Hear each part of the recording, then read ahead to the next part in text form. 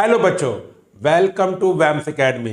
बच्चों, आज की इस क्लास में मैं आपको एक्सरसाइज 2.4 का क्वेश्चन नंबर 5 करवाऊंगा। अब देखिए बच्चों, ये क्वेश्चन ना बहुत ज़्यादा स्पेशल भी है और बहुत ज़्यादा इंपॉर्टेंट भी है। अब बच्चों, इसमें स्पेशल क्या है बेटा? इस क्वेश्चन में ना हम ये सीखेंगे कि क्यूबिक पॉलिनोमियल के फैक्टर कैसे करते हैं। तो चलिए बच्चों, शुरू करते हैं आज की क्लास।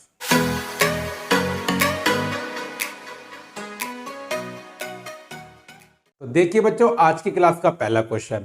अब वो क्वेश्चन कौन सा है बच्चों? क्वेश्चन 5 का पहला पार्ट। बेटा, इस क्वेश्चन में 4 पार्ट है, तो पहले मैं आपको पहला पार्ट करवाता हूं। तो देखिए, हमें एक क्यूबिक पॉलिनोमियल गिवन है x³ minus 2x² minus x plus 2। हमें इसको क्या करना है बच्चों? फैक्टराइज करना है। बेटा, क्यूबिक पॉलिनोमियल, इसके जो मैक्सिमम हो सकते हैं बच्चों, वो 3 लीनियर फैक्टर बन सकते हैं, उससे ज्यादा नहीं बन सकते हैं। ठीक है बच्चों, तो देखिए किस तरह से करते हैं क्यूबिक पॉलिनोमियल को फैक्टराइज। सबसे पहले बच्चों आप क्या कीजिए, अगर क्वेश्चन में पॉलिनोमियल का कुछ नाम नहीं है तो आप उसको नाम दीजिए।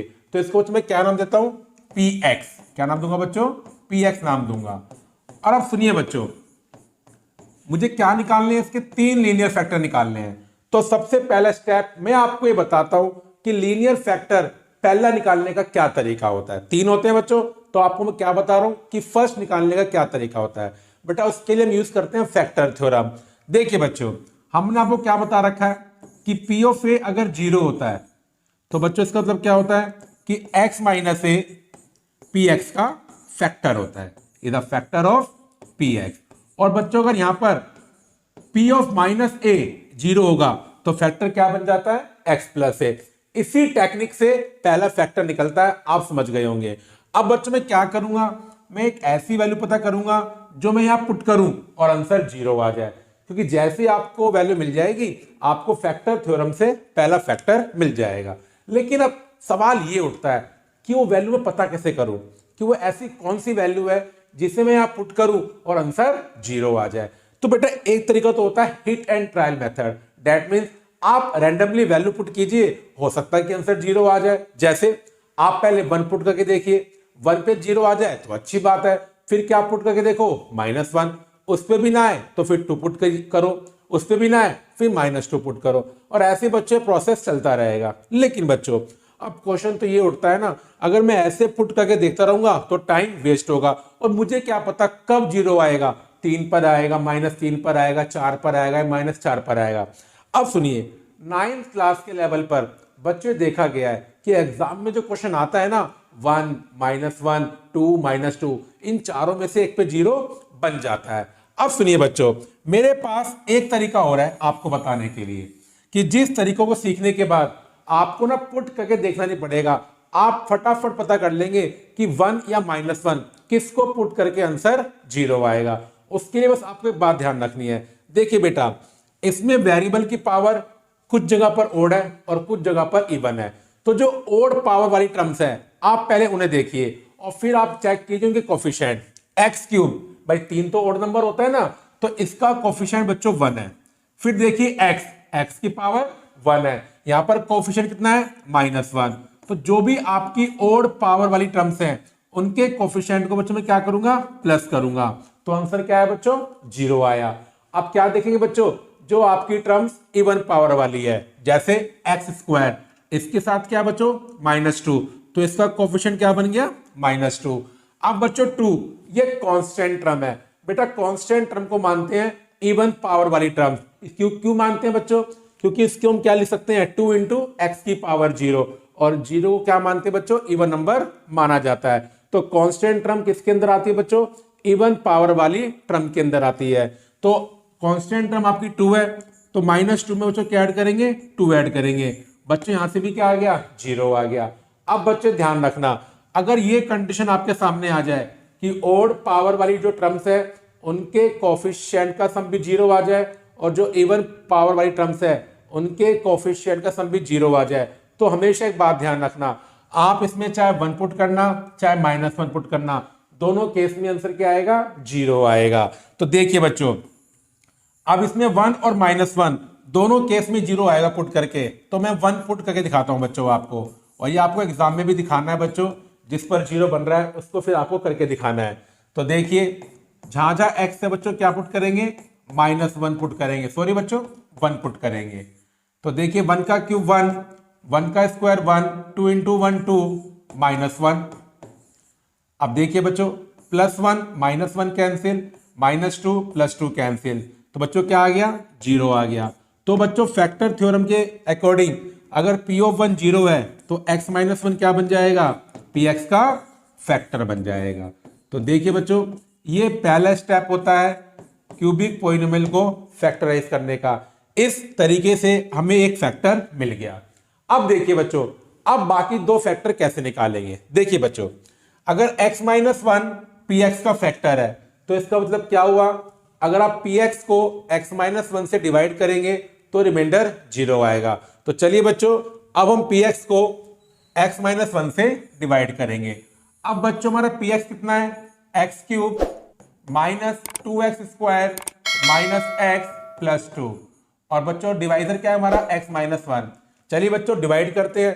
अब देखिए बच्चों डिवाइड करना मैं आपको सिखा चुका हूं, जिसकी वीडियो मैंने अपलोड कर दी है। अगर अभी तक आपने नहीं देखी है उस वीडियो को आप जरूर देखिए। तो देखिए बच्चों x को किससे मल्टीप्लाई करें कि x³ आ जाए, बच्चों किससे करेंगे, x² से, तो ये बन जाएगा x³ -1 × x² -x²। अब बच्चों साइन चेंज करेंगे, प्लस का x³ माइनस का x³ बच्चों कैंसिल हो जाएगा, -2x² + x² -x² और +2 को बच्चों नीचे कॉपी कर देंगे। x को किससे मल्टीप्लाई करें कि माइनस का x² आ जाए मेरे बच्चों, -x से, तो माइनस का x² माइनस माइनस प्लस, बच्चों फिर साइन चेंज करेंगे, ये आपस में कैंसिल, -x -2x प्लस का 2 बच्चों हम एज इट इज नीचे नोट कर देंगे। x को किससे मल्टीप्लाई करें कि माइनस का 2x आ जाए बच्चों, माइनस के 2 से, तो ये बन जाएगा माइनस का 2x माइनस माइनस प्लस, बच्चों साइन चेंज, और बच्चों रिमाइंडर तो 0 आना ही था क्योंकि x - 1 Px का फैक्टर है। अब देखिए बच्चों ये डिवाइड करके क्या फायदा हुआ, अब आपके पास जो क्वोशिएंट है वो आ गया। अब डिवीजन का एक बेसिक फॉर्मूला होता है कि डिविडेंड किसके इक्वल होता है, divisor multiply quotient plus remainder. अब बेटा ये जो हमारा पॉलिनोमियल है जिसको मुझे फैक्टराइज करना है ये बन गया डिविडेंड। क्या बन गया बच्चों, डिविडेंड। तो देखिए आप लोग डिविडेंड x³ -2x² -x + 2। अब ये किसके इक्वल होगा, डिवाइजर, डिवाइजर क्या बच्चों, x - 1 मल्टीप्लाई में क्वोशिएंट x² -x - 2। अब बच्चों प्लस आता है रिमाइंडर, क्योंकि मेरा रिमाइंडर 0 आया है तो +0 आप करो चाहे मत करो। अब देखिए इतना करने के बाद जो मेरा गिवन क्यूबिक पॉलिनोमियल था, लीनियर फैक्टर और ये क्या बन गया बच्चों, क्वाड्रेटिक पॉलिनोमियल, उनके प्रोडक्ट में चेंज हो गया। अब बस बच्चों मैं क्या करूंगा, क्वाड्रेटिक पॉलिनोमियल को फैक्टर करना अब हमें आता ही है, मैं यहां पर कौन सा मेथड यूज करूंगा, मिडिल टर्म को स्प्लिट करने वाला। तो देखिए बच्चों अब बच्चों x² के साथ 1 है, कांस्टेंट आपका 2 है, 1 × 2 2, तो मल्टीप्लाई करने पर 2 चाहिए और माइनस करने पर 1 चाहिए। तो आप मिडिल टर्म को स्प्लिट करो, आप मल्टीप्लाई करने पे 2 और माइनस करने पर 1। बच्चों ऐसे नंबर होते हैं 2 और 1, क्या होते हैं बच्चों, 2 और 1। अब देखिए इस ब्रैकेट के बाद नेगेटिव है तो अंदर साइन चेंज जाएंगे, माइनस का 2x और ये माइनस माइनस प्लस। अब देखिए बच्चों आगे, अब ये 4 टर्म्स बन गई, पहली 2 टर्म में से x कॉमन आएगा और अगली 2 टर्म में से 1 कॉमन आएगा। और जैसा हमने आपको बताया था जब सिखाए थे किसके फैक्टर, क्वाड्रेटिक पॉलिनोमियल के, ये दोनों फैक्टर क्या आने चाहिए, सेम आने चाहिए। अब देखिए बच्चों पूरे में से क्या कॉमन आ गया, x - 2, तो यहाँ क्या बचेगा बच्चों, यहाँ x बचेगा और यहाँ पर क्या बचेगा, 1 बचेगा। तो देखिए बच्चों ये आपके निकल गए गिवन क्यूबिक पॉलिनोमियल के 3 फैक्टर। तो देखिए बच्चों थोड़ा सा लंबा है लेकिन मुश्किल नहीं है। पहले स्टेप से आप क्या निकालोगे, पहला फैक्टर, फिर आप डिवाइड करोगे जिससे आपका क्वेश्चन क्या आ जाएगा, क्वाड्रेटिक पॉलिनोमियल। फिर हम फंडा लगाएंगे dividend equal to divisor multiply quotient plus remainder, बाकी 2 लीनियर फैक्टर आपके वहां से आ जाएंगे। तो देखिए बच्चों इस तरह से करते हैं फैक्टराइज क्यूबिक पॉलिनोमियल को। लेकिन क्या सिर्फ एक यही तरीका होता है क्यूबिक पॉलिनोमियल को फैक्टराइज करने का, नहीं बच्चों, एक तरीका और होता है। लेकिन सुनिए जो तरीका मैंने आपको बताया है ये तो हर क्वेश्चन में क्या होता है, वैलिड होता है। लेकिन जो मैं अब आपको बताऊंगा ये स्पेशली क्वेश्चंस में होता है वैलिड। तो देखिए दूसरा मेथड जो मेरे इस क्वेश्चन में क्या है बच्चों, वैलिड है। तो देखिए बच्चों, जैसे इसके अंदर 4 टर्म्स है बच्चों, क्या है बच्चों, 4 टर्म्स। तो आप एक काम कर सकते हैं, स्टार्टिंग की 2 टर्म का ग्रुप बनाओ बच्चों। तो यहां से ना एक्स स्क्वायर कॉमन आएगा, तो बच्चों यहां पर क्या बचेगा, x माइनस 2। और बच्चों यहाँ x और 2 में से सिर्फ 1 ही कॉमन आएगा, तो यहाँ भी क्या बचेगा, x माइनस 2। तो अगर आपके पास क्यूबिक पोलिनोमियल है और ग्रुप बनाने के बाद जैसे यहाँ पर x माइनस 2 है और यहाँ भी x माइनस 2 आ जाए, तो आप पहले मेथड से बच सकते हो। लेकिन बच्चों ऐसा हर जगह नहीं होता, ये कुछ ही पोलिनोमियल में ऐसा होता है। अब पूरे में से बच्चों क्या कॉमन आएगा, सॉरी बच्चों एक छोटी सी गलती हो गई है, ये बच्चों यहाँ पर माइनस है, क्या बच्चों ये माइनस है बच्चों, और ये प्लस का 2 था, ठीक है बच्चों। तो x माइनस 2 यहाँ भी है, x माइनस 2 यहाँ भी है। अब पूरे में से क्या कॉमन आएगा, x माइनस 2। तो आप ब्रैकेट में क्या बचेगा, एक्स स्क्वायर माइनस 1। तो अब देखिए बच्चों 1 को आप क्या लिख सकते हो, 1 स्क्वायर लिख सकते हो। और बच्चों अब ये फॉर्मूला बन गया ए स्क्वायर माइनस बी स्क्वायर, जिसका फॉर्मूला क्या होता है, ए माइनस बी मल्टीप्लाई ए प्लस बी। अब चेक कर लो बच्चों, ये 3 फैक्टर यहां भी तो वही आए हैं, तीनों फैक्टर सेम आए हैं। तो देखिए आप कितने आप खुश हो गए होंगे, यार ये क्वेश्चन तो बहुत ज्यादा क्या हो गया, सिंपल हो गया। लेकिन नहीं, इस क्वेश्चन में तो ये लग गया तरीका बच्चों, हर जगह लगेगा ऐसा कंपलसरी नहीं होता है। तो पहला ही मेथड आपको सीखना है, वो 100% लगता है। लेकिन हाँ, पेपर में चेक कर लेना आप लोग, क्या ग्रुप बनाने के बाद यहां पर और यहां पर सेम फैक्टर आ जाएगा, तो ये मेथड क्या होता है बच्चों, वैलिड होता है। अब मैं आपको इसकी बच्चा बताता हूं। देखिए वही बच्चों जो मैंने आपको स्टार्टिंग बताया था, अगर किसी पोलिनोमियल में जो ओड पावर वाली टर्म्स है उनके कोफिशिएंट का सम 0 आ जाए, और जो इवन पावर वाली टर्म्स है उनके कोफिशिएंट का सम भी 0 आ जाए, तो आप समझ जाना कि उस क्यूबिक पोलिनोमियल को हम इस तरीके से भी फैक्टराइज कर सकते हैं। देखिए बच्चों सेकंड पार्ट आपको करना है, factorise x cube minus 3x square minus 9x minus 5। तो बच्चों सबसे पहले इसको क्या मान लीजिए आप लोग, px मान लीजिए। तो x cube minus 3x square minus 9x minus 5। अब बच्चों पहला स्टेप क्या होता है, आपको वेरिएबल की ऐसी वैल्यू पता करनी है जो इसमें आप पुट करें और आंसर 0 आ जाए। उसके लिए आपको बच्चों मैंने क्या बताया, जो ओ टर्म के कोफिशिएंट्स हैं उन्हें ऐड करो, और जो इवन टर्म्स के कोफिशिएंट्स हैं उन्हें ऐड करो। बेटा ओ टर्म और इवन टर्म से मेरा मतलब क्या है, पावर बच्चों, क्या मतलब है मेरा, पावर से मतलब है। तो एक्स क्यूब का कोफिशिएंट 1 और एक्स का कोफिशिएंट -9, मेरे बच्चों ने प्लस करो तो कितना आएगा, -8। अब देखो इवन पावर वाली टर्म्स, -3, जैसे मैंने आपसे बोला कांस्टेंट टर्म किसके अंदर आती है, इवन पावर की टर्म के अंदर आती है, -5। अब बच्चों ने भी ऐड करो। अब देखिए बच्चों पहले पार्ट में 0 0 आए थे, जब 0 0 आ जाए तो 1 और -1 दोनों को पुट करने पे आंसर 0 आता है। इस केस में क्या हुआ, मेरे बच्चे सेम आए हैं, यहां भी -8 और यहां भी -8। जब बच्चे सेम आते हैं तो -1 पुट करने पर आपका आंसर 0 आएगा, -1 पुट करने पर आपका आंसर 0 आएगा। तो देखिए बच्चों अब मैं यहां पर क्या पुट करूंगा, -1 पुट करूंगा। बच्चों बात कभी फेल नहीं हो सकती है, तो जहां जहां एक्स से क्या पुट कर दो, -1 पुट कर दो बच्चों, क्या पुट कर दो, -1। तो देखिए अब -1 का क्यूब -1, -1 का स्क्वायर 1, 3 इंटू 1 3, -9 इंटू -1 +9। अब देखिए बच्चों -1 -3 -4 और -5 -9 और +9, क्या आ गया बच्चों, 0 आ गया। तो P ऑफ -1 0 आ गया। फैक्टर थ्योरम, अगर P ऑफ -1 0 है तो x प्लस 1 बच्चों क्या बन जाएगा, px का फैक्टर बन जाएगा। क्या बन जाएगा बच्चों, px का फैक्टर बन जाएगा। तो बच्चों मैंने क्या सीखा, अगर ओड टर्म के कोफिशिएंट का सम और इवन टर्म के कोफिशिएंट का सम इक्वल आ जाए तो उस केस में हमेशा -1 पुट करने पे आंसर 0 आता है। अब बच्चों दूसरा स्टेप क्या होगा, मैं px को x प्लस 1 से डिवाइड करूंगा, और डिवाइड करके बच्चों रिमाइंडर 0 आएगा ही आएगा।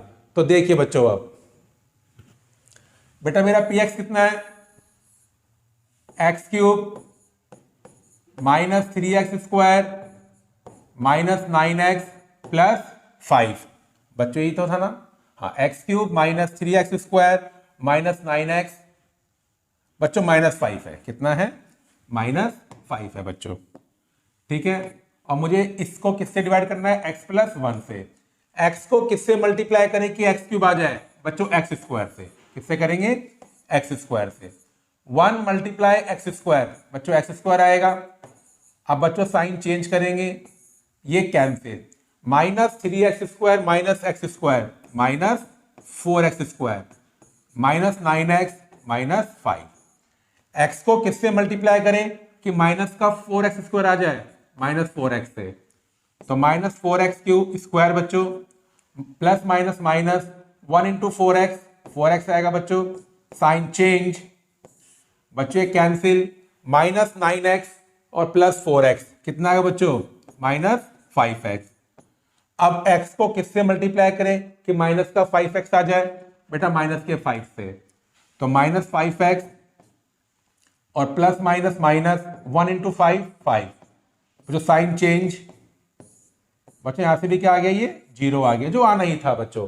अब बच्चों वही फंडा यूज करेंगे हम जो मैंने आपको बताया कि डिविडेंड मतलब x³ -3x² -9x -5 किसके इक्वल होगा? Divisor into quotient plus remainder. अब बच्चों यहां तो रिमाइंडर 0 है, तो आप +0 करो चाहे मत करो। अब देखिए बच्चों, अब ये अब क्या बन गया हमारा? क्वाड्रेटिक पॉलिनोमियल, जिसको मुझे फैक्टराइज करना आता है। मिडिल टर्म को स्प्लिट करेंगे। x² का कोफिशिएंट 1 है, कांस्टेंट टर्म 5 है, तो 1 × 5 5। तो मल्टीप्लाई करने पर बच्चों मुझको 5 चाहिए, और यहाँ माइनस का साइन है, माइनस करने पर 4 चाहिए। अब ऐसे नंबर ढूंढो मल्टीप्लाई करने पर 5 आ जाए और माइनस करने पर 4 आ जाए। बच्चों ऐसे नंबर कौन से हैं? बेटा 5 और 1 है बच्चों। कौन से हैं? 5 और 1 है। अब देखिए बच्चों, ब्रैकेट के बाद नेगेटिव है तो अंदर साइन क्या हो जाएंगे बच्चों? चेंज हो जाएंगे।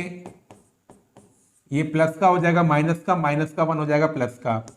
अब देखिए बच्चों अगला स्टेप, अब यहां से स्टार्टिंग की 2 टर्म में से x कॉमन आएगा और यहां से बच्चों 1 कॉमन आएगा।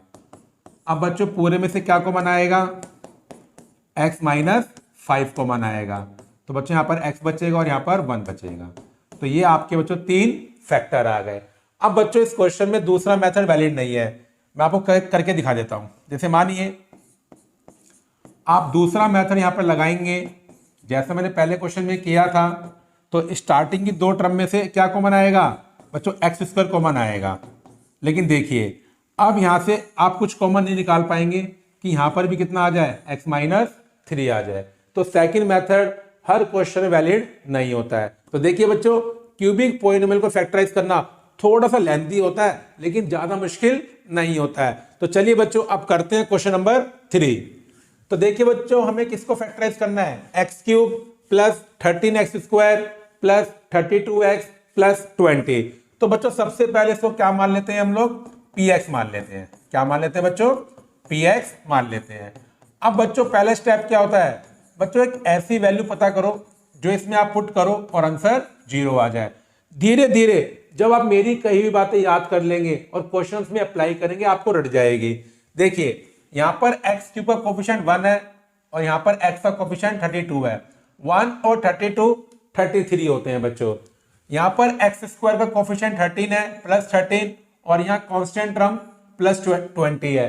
20 + 13 33। तो देखिए हमने क्या देखा, जो ओड पावर वाली टर्म्स हैं उनके कोफिशिएंट का सम और जो इवन पावर वाली टर्म्स हैं उनके कोफिशिएंट का सम इक्वल आ रहा है बच्चों। और जब सम इक्वल आता है तो -1 पुट करने पर आंसर क्या आता है? 0 आता है। हाँ बच्चों एक बात ध्यान रखना, मान लीजिए यहां पर सम तो इक्वल आ रहे हैं 33 और 33, लेकिन एक जगह 33 आए सम और एक जगह -33 आए, उस केस में 1 पुट करने पर आंसर 0 आता है। भाई ये बात ध्यान रखना जी। सेकंड पार्ट और थर्ड पार्ट दोनों में सम इक्वल आए हैं, इसलिए -1 पुट करने पर आंसर 0 आ रहा है। लेकिन एक जगह सम आ जाए 33 और एक जगह आ जाए -33, फिर 1 पुट करने पर आंसर 0 आता है। तो चलिए बच्चों अब मैं यहां पर क्या करूंगा? x की जगह क्या पुट करूंगा? -1 पुट करूंगा बच्चों। तो -1 का क्यूब + 13 मल्टीप्लाई -1 का स्क्वायर + 32 × -1 +20, -1 का क्यूब -1, -1 का स्क्वायर +1 और प्लस माइनस माइनस 32 +20, 20 और 13 33, -1 -32 -33, लीजिए बच्चों 0 आ गया। अब बच्चों फैक्टर थ्योरम के अकॉर्डिंग फैक्टर क्या बन जाएगा, x+1 बन जाएगा। x+1 is a factor of p of x।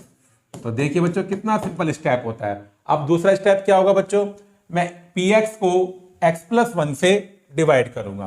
तो देखिए बच्चों x³ plus 13x² plus 32x plus 20 को बच्चों मैं किससे डिवाइड करूंगा, x+1 से। x को किससे मल्टीप्लाई करें कि x³ आ जाए बच्चों, x² से। 1 मल्टीप्लाई x² बेटा x²। अब बच्चों साइन चेंज करेंगे, प्लस माइनस कैंसिल, 13 माइनस 1 ये बन जाएगा 12x², 32x और प्लस 20 को हम नीचे कॉपी कर देंगे बच्चों। x को किससे मल्टीप्लाई करें कि 12x² आ जाए बच्चों, किससे करेंगे 12x से। तो ये बच्चे क्या बन जाएगा 12x², 1 इंटू 12 तो 12x आएगा बच्चों। साइन चेंज बच्चों, 32 माइनस 12 20 बन जाएगा बच्चों प्लस 20। x को किससे मल्टीप्लाई करें कि 20x आ जाए बच्चों, प्लस 20 से। किससे करेंगे, प्लस 20 से। तो 20x plus plus plus 1 multiply 20 20, sign change बच्चों कैंसिल, 0 तो बच्चों आना ही था। यही तो कॉन्सेप्ट होता है फैक्टर का। अब बच्चों वही फॉर्मूला लगाएंगे जो में आता है कि डिविडेंड क्या बच्चों, dividend x³ plus 13x² plus 32x plus 20 बच्चों किसके इक्वल होता है डिविडेंड, डिवाइजर।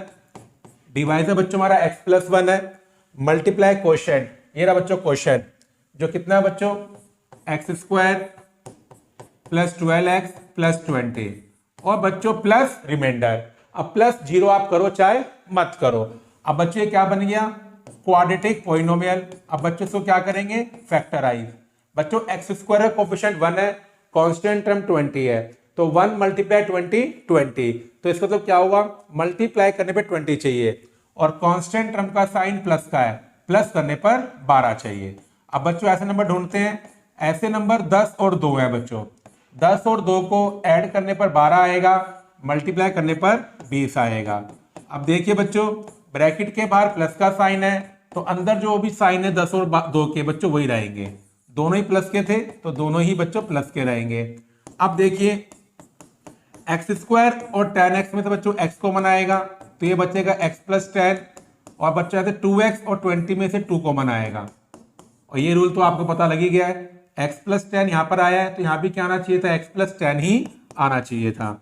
अब देखिए बच्चों इस पूरे ब्रैकेट में से x+10 कॉमन आ गया। अब बच्चों जब x+10 कॉमन आएगा यहाँ x बचेगा और यहाँ पर 2 बचेगा, तो ये आपके 3 फैक्टर आ गए गिवन पॉलिनोमियल के।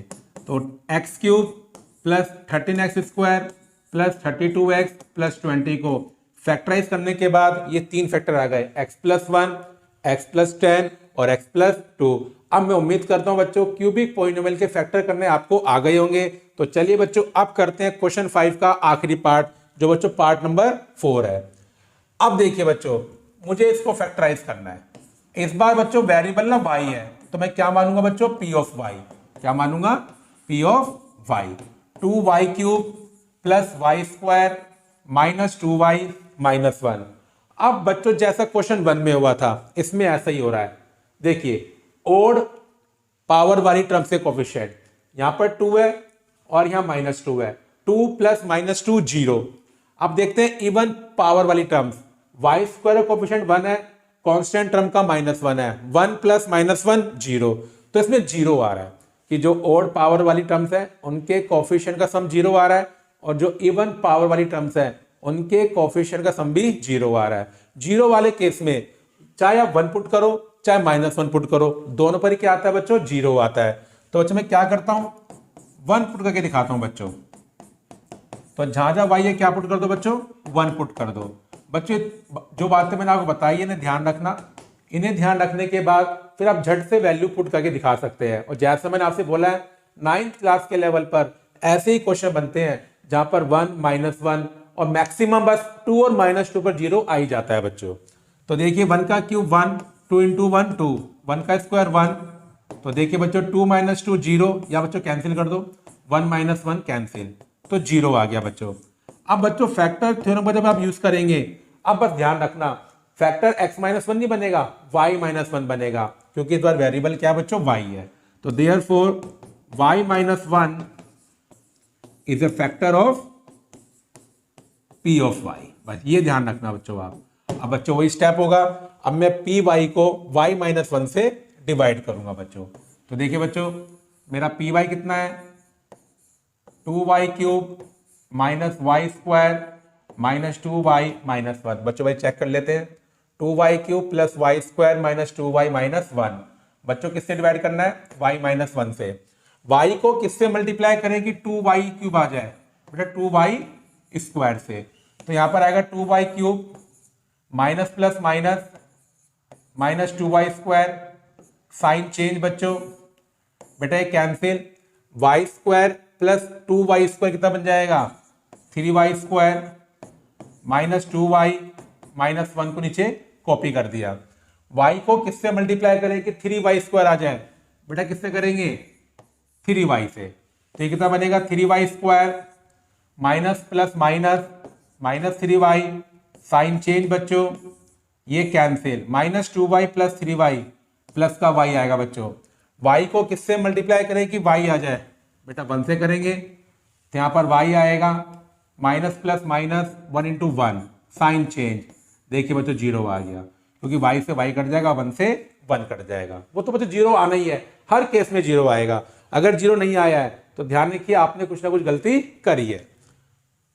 अब देखिए बच्चों अगला स्टेप क्या होता है, डिविडेंड किसके इक्वल होता है बच्चों, डिवाइजर जो कितना है बच्चों, y माइनस वाई, सॉरी बच्चों y minus 1 multiply quotient, quotient कितना है 2y square plus 3y plus 1, और बच्चों प्लस रिमाइंडर।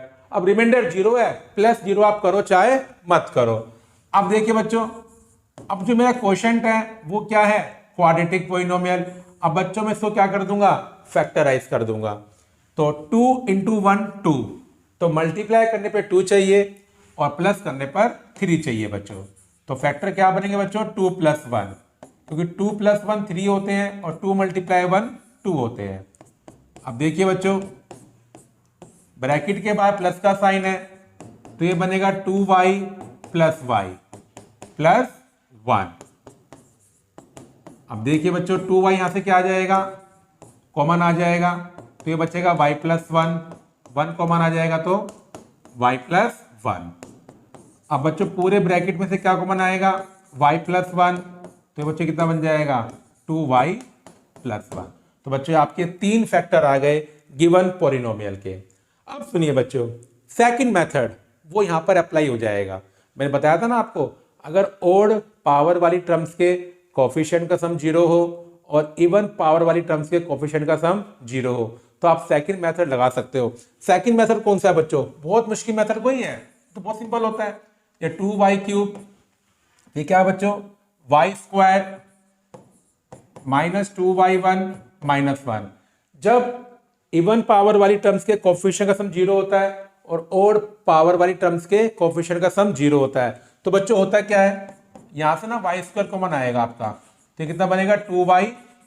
तो इस कंडीशन में होता क्या है कि जब आप कॉमन लेते हो ना, -1 कॉमन आएगा बच्चों, तो ये वाला एक्सप्रेशन और ये वाला एक्सप्रेशन सेम आ जाता है। और बस अगर ये सेम आ जाए फिर बच्चों आप चाहे उस मेथड से करो चाहे मत करो। तो यहां से 2y प्लस 1 कॉमन आ गया, तो यहां पर क्या बचेगा, y स्क्वायर माइनस 1 बचेगा। और बेटा 1 का मतलब क्या होता है भाई, 1 तो 1 का स्क्वायर होता है ना, तो 1 की जगह आप क्या लिख सकते हो 1 स्क्वायर। और बेटा ये वाला जो ब्रैकेट है ये क्या बन गया, a square minus b square, जो कितना हो जाएगा a minus b into a plus b. तो आप एग्जाम में चेक कर लेना, आप चेक करना कि जो आपकी ओड पावर वाली टर्म्स है उनके कोफिशिएंट का सम अगर 0 आ रहा है और जो इवन पावर वाली टर्म्स हैं उनके कोफिशिएंट का सम 0 आ रहा है, तो क्यूबिक पॉलिनोमियल को आप ऐसे भी फैक्टराइज कर सकते हो, क्योंकि इस कंडीशन में हमेशा ऐसा पैटर्न बनता है ये वाला एक्सप्रेशन और ये वाला एक्सप्रेशन सेम आ जाता है। और अगर ये सेम आ जाए फिर आप पहला मेथड से करो चाहे दूसरे से करो, एक ही बात होती है, आपके मार्क्स नहीं कटेंगे। तो देखिए बच्चों, मैं पूरी उम्मीद करता हूं क्यूबिक पॉलिनोमियल को फैक्टराइज करना आपको अच्छे से आ गया होगा। बस आपको घर पे प्रैक्टिस करनी है बेटा। बेटा बिना प्रैक्टिस के मैथमेटिक्स नहीं आता है। अगर बच्चों आपको मेरी वीडियो अच्छी लगी है तो लाइक करें और शेयर करें और मेरे चैनल को सब्सक्राइब करना बिल्कुल भी ना भूलें।